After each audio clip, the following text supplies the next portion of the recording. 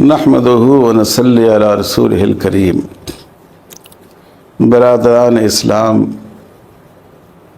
برادران انسانیت اور میری بہنوں، اللہ نے ہمیں ایک ایسے ملک میں پیدا کیا ہے جو بہت سی خوبیوں کا حامل ہے، جس میں مختلف مذہب کے ماننے والے اور مختلف تہذیبوں سے تعلق رکھنے والے افراد بستے ہیں، اور ہم سب صدیوں سے محبت کے ساتھ، حسن سلوک کے ساتھ، انسانیت کے ساتھ ایک دوسرے کے پڑوس میں، ایک دوسرے کے دکھ درد میں شریک ہو کر زندگی گزارتے آئے ہیں۔ اس وقت یہاں ایک سوال اٹھایا جا رہا ہے کہ ملک میں یکساں سول کوڈ آنا چاہیے۔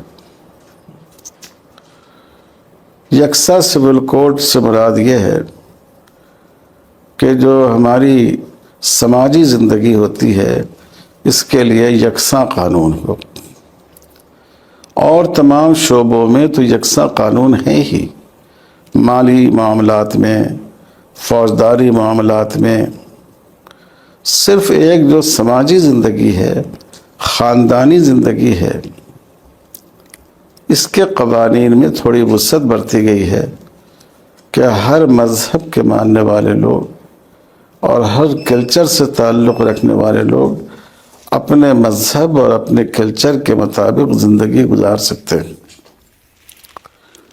لیکن بی جے پی حقیقی مسائل سے توجہ کو ہٹانے کے لیے بے روزگاری کا مسئلہ، مہنگائی اور گرانی کا مسئلہ، سماجی ناانصافی کا مسئلہ، ملک کے ترقی کے بجائے پستی کی طرف جانے کا مسئلہ، ان سب مسائل سے توجہ ہٹانے کے لیے وہ ایسے مسائل کو اٹھاتی ہے جن میں عوام کو الجھایا جائے اور جن میں لوگوں کے جذبات کو برانگیختہ کیا جائے۔ چنانچہ اس وقت آبادی پر کنٹرول اور کامن سول کوڈ کے سلسلے میں مانسون سیشن میں پارلیمنٹ کے 2 پرائیویٹ بل بی جے پی کے نمائندوں کی طرف سے پیش کیے جانے والے ہیں، اور اتر پردیش میں تو باضابطہ اسمبلی سے آبادی پر کنٹرول کا بل یہ پاس کیا جانے والا ہے۔ تو اب ہمیں اس وقت میں کامن سول کوڈ کے موضوع پر بات کرنا چاہتا ہوں۔ کامن سول کوڈ کا شرعی پہلو کیا ہے؟ نمبر 1، کامن سول کوڈ کا قانونی اور دستوری پہلو کیا ہے؟ کامن سول کوڈ ہمارے اس ملک کے لیے مفید اور قابل عمل ہے یا نقصان دہ اور ناقابل عمل ہے؟ جہاں تک شرعی پہلو کی بات ہے تو جو احکام قرآن مجید میں آئے ہوں، جو احکام حدیث میں آئے ہوں، مسلمان اس پر عمل کرنے کا پابند ہے۔ مسلمان کو اس بات کا اختیار نہیں ہے کہ وہ قرآن حدیث کے احکام کو بدل ڈالے، چاہے اس سے اس کو نقصان ہوتا ہو، چاہے اس سے اس کے جذبات کو ٹھیس لگتی ہو، لیکن جب کوئی بات اللہ تعالیٰ نے فرما دی تو وہ اس سے ہٹ نہیں سکتا۔ آپ دیکھیے، اسلام نے سود کو حرام کہا ہے، مسلمان سود کو حرام سمجھتا ہے، حالانکہ ظاہری اعتبار سے اس کا اس میں نقصان ہو رہا ہے۔ ملک میں لاکھوں نہیں کروڑوں روپے مسلمانوں کے فکس ڈپازٹ میں رکھے ہوئے ہیں، ان پیسوں کو وہ اپنی ذات پر خرچ نہیں کر سکتا، نکال کر غریبوں پر خرچ کر دیتا ہے۔ بعض لوگ تو نکالتے بھی نہیں ہیں، ظاہر ہے یہ ظاہری اعتبار سے ایک نقصان ہے، لیکن ہمیں اس نقصان کو برداشت کرنا ہے کیونکہ اللہ نے ہمیں اس سے منع کر دیا ہے۔ شراب ظاہری طور پر ایک بہت ہی نفع بخش تجارت ہے، جوئے میں ظاہری طور پر بڑا فائدہ ہے، لیکن ایک مسلمان نہ شراب کی خرید و فروخت کر سکتا ہے، نہ جوئے کا لین دین کر سکتا ہے، کیونکہ اس کو اس سے منع کیا گیا ہے، اس کو اللہ تعالیٰ نے حرام قرار دیا ہے۔ تو اگر آپ دیکھیں تو شریعت پر عمل کرنے میں، قرآن و حدیث پر عمل کرنے میں مسلمانوں کو بہت سی جگہ مالی اور مادی نقصان بھی ہوتا ہے، لیکن وہ اس نقصان کو سہنے کا مکلف ہے، وہ اس نقصان کو برداشت کرنا ہی ہے اس کو، کیونکہ وہ مسلمان ہے اور اسلام نام ہے اللہ کے سامنے سر جھکانے کا۔ کامن سول کوڈ میں جس طرح کی باتیں آئیں گی ان میں بہت سی باتیں ایسی ہیں جو شریعت سے ٹکرائیں گی۔ شریعت نے مرد کو انصاف کی شرط کے ساتھ ایک سے زیادہ نکاح کی اجازت دی ہے، اور غالب گمان ہے کہ اس قانون میں اس کو منع کیا جائے گا۔ شریعت میں مرد کو طلاق دینے کا اختیار دیا گیا ہے، اس میں عورت کا بھی فائدہ ہے۔ اگر شوہر اور بیوی دونوں رضامند ہو جائیں تو بہت آسانی سے زندگی کے علیحدگی کے فیصلے ہو جاتے ہیں، ورنہ دوسری قوموں میں آپ دیکھیں کہ دونوں فریق کے رضامند ہونے کے باوجود ایک مدت لگ جاتی ہے۔ کامن سول کوڈ میں بظاہر طلاق کا اختیار مرد کے ہاتھ سے چھین لیا جائے گا، عدالت کو دیا جائے گا، اس میں عورت کی رسوائی ہوگی، کیونکہ مرد طلاق لینے کے لیے عدالت جائے گا اور اپنی بیوی کی کمزوریوں کو وہاں لوگوں کے سامنے بیان کرے گا۔ شریعت میں عورت کو میراث کا حق دیا گیا ہے، بیٹی کو، بیوی کو، ماں کو، لیکن اس کے ہمدرجہ مرد رشتہ دار کے مقابلے اس کی میراث آدھی رکھی گئی ہے، لیکن ساری مالی ذمہ داریاں مرد کے ذمہ رکھی گئی ہیں۔ عورت کتنی مالدار ہو، شوہر کی پرورش اس پر واجب نہیں ہے، لیکن عورت کی پرورش، بیوی کی پرورش شوہر پر واجب ہے۔ تو اس طرح شریعت نے ایک بیلنس کیا ہے کہ ذمہ داریاں پوری مرد پر ہوں گی، اور میراث کی تقسیم میں بعض حالات میں عورت کا حصہ مرد سے کچھ کم رہے گا، اس میں عورت کا فائدہ ہے۔ بہت سے معاملات ایسے ہو سکتے ہیں جس میں میراث مرد کو کچھ نہیں ملے، لیکن کفالت کی، نفقے کی ذمہ داری اس پر رہے گی۔ اسی طرح مسئلہ ہے لے پالک کا۔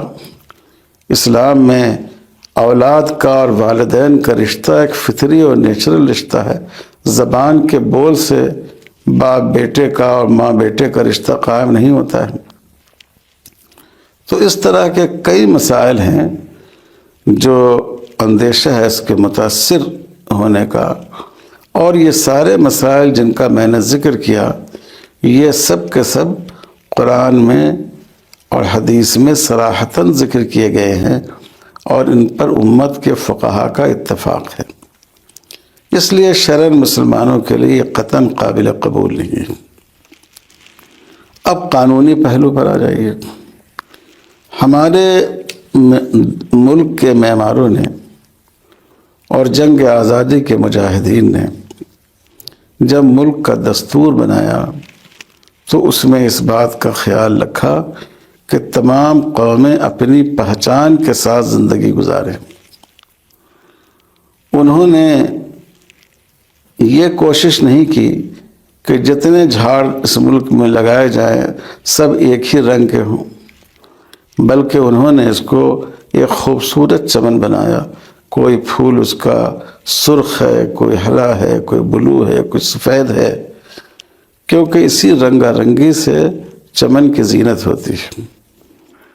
تو انہوں نے ہر کمیونٹی کو، ہر اکائی کو اپنے مذہب اور تہذیب پر عمل کی اجازت دی، اور اس کے لیے دستور کے بنیادی حقوق میں دفعہ 25 اور 26 رکھی گئی۔ دفعہ 25 کا تعلق مذہبی آزادی سے ہے کہ ملک کے ہر شہری کو اپنے مذہب کے مطابق عقیدہ رکھنے کا، اپنے مذہب کی پریکٹس کرنے کا، اس پر عمل کرنے کا، اپنے مذہب کی تبلیغ کرنے کا حق حاصل ہوگا، وہ اس میں آزاد ہوں گے۔ تو اب آپ دیکھیں کہ اگر کامن سول کوڈ نافذ کیا گیا تو یہ جو بنیادی حق ہے اس حق سے محروم ہو جائیں گے لوگ، صرف مسلمان نہیں بلکہ جتنی قومیں ہیں وہ سب اس سے محروم ہو جائیں گی۔ تو یہ مسلمانوں کے لیے شرعی اعتبار سے ناقابل قبول ہے، اور ملک کے دستور کے اعتبار سے بھی یہ غلط ہے، بنیادی حق کو متاثر کرنے کے مترادف ہے۔ اب دیکھیے کہ اس کا فائدہ اور نقصان کیا ہوگا۔ فائدہ تو آج تک کچھ سمجھ میں نہیں آیا، لیکن اس کا نقصان یہ ہے کہ ایک تو ملک کا اتحاد متاثر ہوگا۔ ہمارے ملک کی خصوصیت کثرت میں وحدت ہے، تو یہ جو ہم ایک دوسرے کے ساتھ بھائی چارے سے رہتے ہیں، یہ احساس کہ ہم سب الگ بھی ہیں اور ایک بھی ہیں، تو اس کا نتیجہ یہ ہے کہ اتحاد کے جذبے کو چوٹ پہنچے گی، اور لوگوں کو اپنے ملک سے جو تمام طبقات کو محبت ہے وہ اس کو برا مانیں گے، ان کے لیے یہ بات بہت ہی تکلیف دہ ہوگی۔ دوسرے، اس رنگا رنگی سے قومی سلامتی بھی متعلق ہے۔ ہمارے ملک میں بہت سی قبائلی یونٹیں ہیں جو اسی شرط پر انہوں نے اپنا علم بغاوت نیچے کیا ہے کہ ہمیں اپنی تہذیب اور کلچر پر عمل کرنے کی اجازت ہوگی۔ اگر آپ کامن سول کوڈ نافذ کریں گے تو جو معاہدے آپ نے ان سے کر رکھے ہیں اس کی خلاف ورزی ہوگی، اور پھر لوگوں میں بغاوت کے جذبات ابھریں گے۔ اس سے ایک نقصان یہ بھی ہوگا کہ دوسرے ملکوں میں ہماری بدنامی ہوگی۔ ہمارے بعض دانشور حضرات مثال پیش کرتے ہیں برطانیہ کی، فرانس کی۔ دیکھیے، برطانیہ اور فرانس سے اس کی مثال دینا غلط ہے۔ برطانیہ اور فرانس اپنی آبادی اور رقبے کے اعتبار سے ہمارے ایک صوبے کے برابر بھی بمشکل ہوگا، اور وہاں ایک ہی کمیونٹی کے لوگ ہیں، سب کے سب کرسچن ہیں، ایک ہی نسل کے لوگ ہیں۔